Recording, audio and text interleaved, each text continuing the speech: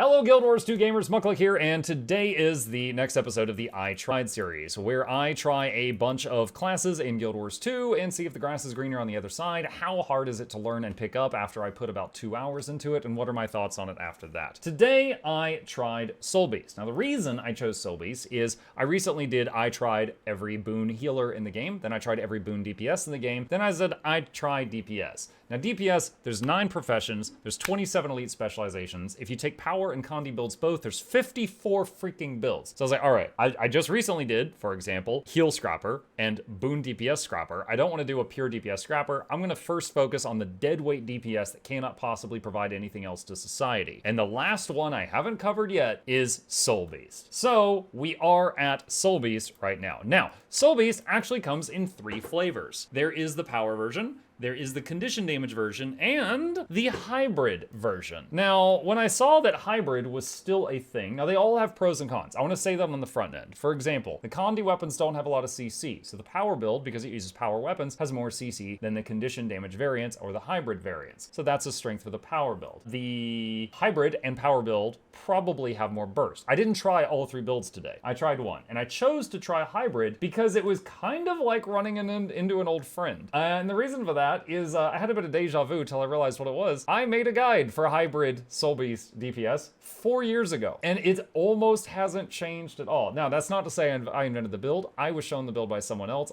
You could say I put it on blast. That's it. But it is currently on the list of builds on Snowcrows, and I was surprised to see it there. So I was like, I'm gonna pick this one because I played it 4 years ago. I want to see if it still works. So first off, as I always do, I'm going to do my best to demonstrate it to show you that I sort of have an understanding of it. I'm going to use sharpening stone and sharpening spines to get sharp, and then pop cooldowns and weapon swap and do this, and then big burst, and he's got almost 50 stacks of bleeding, and do this stuff. And we're just waiting on weapon swap now. Swap weapons, and do that, and that, and that, and that, and we are at 31k. And we're waiting for Bonfire and these 2 to light up at the same time. And there we go, and and then we can do another Axe 5 with all of that active at once. And we're currently over 30k, almost 31k. So that's where we're at right now. So I'm gonna run over here, and I am going to respawn the Golem just so that I leave combat. Now that's 31k using this trait here. Now what it is, I'll come back to. I could have taken this trait, which increases my damage by 10%, which would have been another 2 to 3k DPS. However, under perfect conditions, leader of the pack with teammates near you is, according to Snowcrows, more damage than that. And the reason for that is leader of the pack makes this vulture stance and this one wolf pack last longer on you and also affect allies. So how does this work? What is the gear for this specific build? It is full Viper gear, the same as a Condi would use because it also has power and precision on it. Rune of the Crate on the armor to help with bleed stuff. We've got Geomancy and Earth on the sigils on an axe and torch, and the other weapon set is dagger axe. So there's a main hand axe there, offhand axe there, and we have got bursting and earth on those 2. Also, we're using Relic of the Fractal. Now, the basic way that it works is when you start the fight, you can use Sharpening Stone and Sharpen Spines. These are instant and can be pressed at any time, even outside of combat, and they have the same duration as they do cooldown. So you can do them before the fight. When the fight starts, you're basically going to do Bonfire and then damage cooldown, damage cooldown, damage cooldown, and then use these 2 skills, weapon swap, use the 2, use the 4, and then 5. Now, the 5, while you have all of these up, can do over 100,000 damage if you do that quick enough, and also does like 50 stacks of bleeding, which will do a ton of damage as well. Like, I'm doing 25k right there, and I was just like talking. Then after you have done that burst, you basically just use other dagger skills and function skills off cooldown until you can weapon swap back. And then once you've weapon swapped back, you use other skills here until the Bonfire and these 2 are back up. So you go back and forth between the burst rotation and the waiting for the burst rotation. When you start off and you've got the sharpen, the setup for the burst is you basically get the Bonfire down and use these 3 skills. So Bonfire, boom, boom, boom. Use the 2 and the 3, weapon swap, and 2, 4, and 5. And the 5, while all those things are up, is a lot of damage. Then you basically just hit other buttons until your weapon swap comes back up. And I'm using the mouse to click skills just so you guys can see it.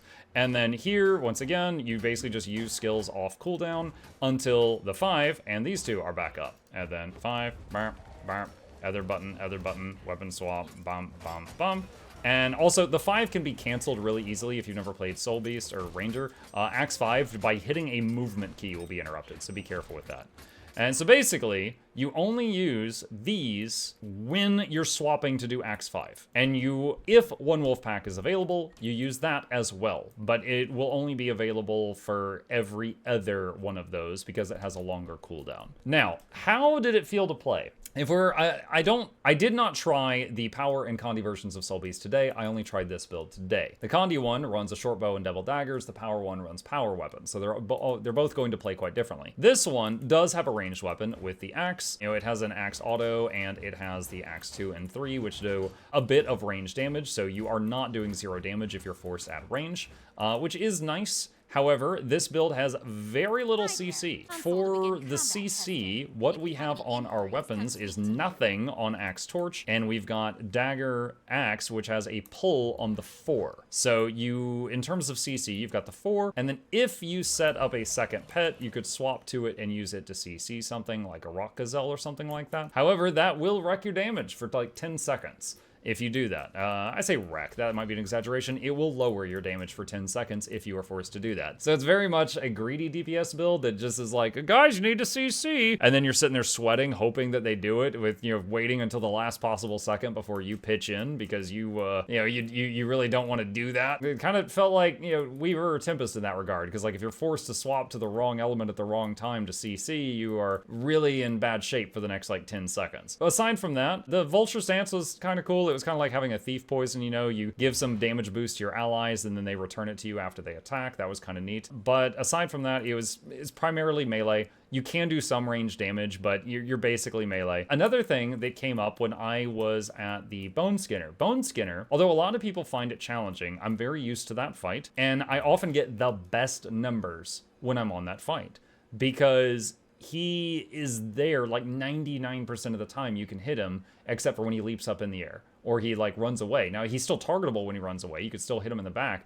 but he runs away and runs back. However, Bone Skinner brought to light an issue I had with this build. The way that this build works is effectively every 20 seconds, you need to be holding still for 2 seconds to do your damage. A lot of damage comes from that. When you do Axe 5, you do a lot of bleeds on the enemy. You will completely consume Sharpening Stone and Sharpening Spines. Also, Vulture Stance does a poison every time you hit a foe while it's active on you. Axe 5 does 12 hits, so it will proc Vulture Stance a lot. It'll do bonus damage because of Sick'em, and the damage will be duplicated if one wolf pack is up. So your Axe 5 is a huge source of damage, and even more if you... Here, hold on a sec. I'm just gonna... I really gotta drive this point home. All right, dun.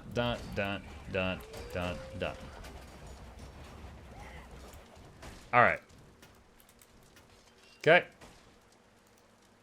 All right. So we've done from that Axe 5 over 250,000 damage. From the now the dots are still ticking, but just as a result of hitting those things, 264,000 damage was done. Okay, that's really just to drive the point home. It will vary based on the circumstances. But the Axe 5 is a massive spike in your damage when you do it with everything lined up. If you're on a fight where you cannot do that 2 seconds of beating on the boss's ankles every 20 seconds, you really look bad on the damage meters. And the number one fight I had that issue on was Bone Skinner. Each time I was about to do it, he would run away. He would leap into the air.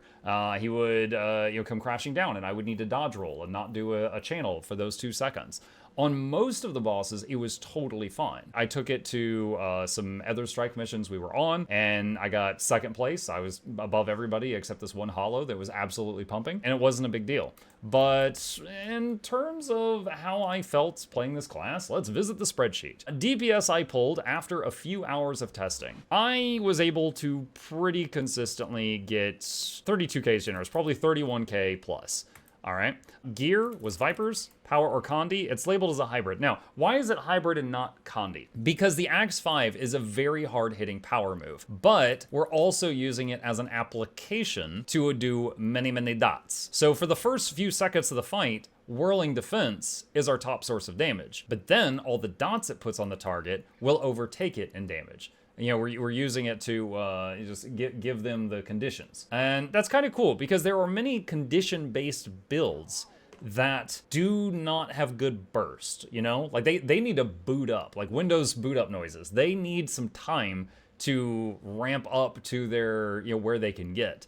This build is just like, if in the first 2 seconds of the fight, pop all cooldowns, Axe 5, and then it's like, here's 50 stacks of bleeding and a bunch of poison, and that's your boot up time. It's very rapid, which is very nice for most fights. There's a couple of annoying ones, like, you know, Whisper of Jormag knocking you in the air, or Bone Skinner leaping away, but most of them, the ramp up time is very quick, which is nice. Is it easy to learn? I would say yes. It is a very simple 2-weapon rotation. You do this on this weapon, and then this on this weapon. And when this is cooled down, you go back. A, B, wait on this. A, B, wait on this. It wasn't too bad. CC, poor. It was poor. You do have some in the back pocket with your secondary pet, but you have to break merge, swap pets, use it, which is instant, and then short cast time. So you can do that in time, but then you've got to wait on pet swap to come back up, and then merge back with your pet to get your stats back normal. For those that don't play SOULBEAST, you get stats based on the animal you're merged with. For example, this one is giving us 150 condition damage and 100 precision. That's gone, and also the buttons over here are gone while you're not merged with that. Miscellaneous utility, a pull with the Axe 4, and because you've got stance sharing, if you sacrifice some damage by taking a button off your bar, you could bring group stability with Dolyak stance, or something like group condition cleanse with Bear stance. So can bring group stab or group Condi cleanse, but they don't have it like always. It's not in the kit of what you're bringing most of the time, but you can sacrifice DPS for that. Let's see, ranged or melee? Mostly melee. Intensity, I would say low to mid. Fun, it's all right. It was all right. Like even me as a ranger main, I was just like, I could take it or leave it. It's kind of cool. It's kind of fun playing a hybrid build because there's so few of them in the game. And that, and that's kind of neat. That's kind of a novel thing because there's so few of them in the game, and it's kind of neat because you know, again, you're a Condi, but you got no ramp up time, so you do have an advantage that certain other condition builds lack, but at the same time, like a pure Condi Scourge is more range than you, and it's also providing barrier on its teammates. You know, I'd rather have one of those in my party than this. As a ranger main playing this, I also found it to be less fun for me personally than Untamed or Druid, because the pet's gone. Like, the key defining aspect of a ranger in my mind is, if you compare it, like, what's different between a ranger and a warrior? Oh, the ranger has a pet. He's got an animal friend. Well, and then they were designing SOULBEAST. They're like, hey, you know that thing that's like your defining thing since level 1? What if we took that away? Ta-da! SOULBEAST! Now, for me, in PvP, SOULBEAST plays the way they probably meant it to. It is constantly merging and using skills and unmerging and pet swapping and merging again. It feels very fluid in PvP, and that to me is like the way it was designed. But in PvE, a SOULBEAST basically merges and then forgets they have a pet for the next 3 hours unless they die and have to hit the merge button again. Like 99.9% of the time, unless the CC is about to fail, they're merged and they're basically just green warrior. So for me, as someone who enjoys, like, Ranger, this was on the enjoyment meter, but a little bit lower. But that's just me. If you like Ranger but don't like managing a pet, you might love this. This might be perfect. You might absolutely love this. But that's it. It was a pretty simple build. At some point, I'll try out its counterparts, the Condi and Power variants, but that was not today. That's how it works. That's how it plays. And if that sounds like something that you would be interested in, I will include a link to it in the description. And if you got any questions, problems, thoughts, concerns about anything you think I did wrong, put it down in the comments section down below. I will fight you there.